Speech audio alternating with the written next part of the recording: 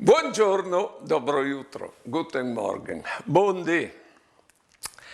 Vi ho detto che quando non era la televisione, la nostra vita chiappava ispirazione, veniva fatta dal rapporto con le persone che avevano d'ogni, no? Con che dai famiglie, con che dal paese. E anche i cines in che volte chiappavano ispirazione di realtà.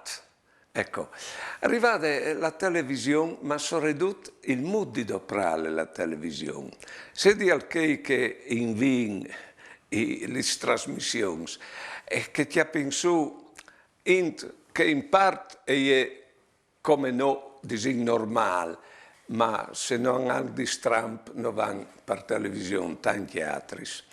Ecco, e soprattutto dopo che le hanno in chiesa la televisione, perché in certi casi se io in piedi tutta il giorno la televisione e anche di sera, quando tu passi per strada se tu vedi che il celestino sui barconi scala il colore della televisione in piedi. Allora sono di televisione come ovvio che la vita è ben fatta anche da televisione e si sta slontanando sempre più di che è la realtà della nostra vita. Stiamo attenti a tagliare il tempo che passiamo davanti alla televisione per recuperare il nostro tempo, con cui conviviamo insieme. Buone giornate e buone vite.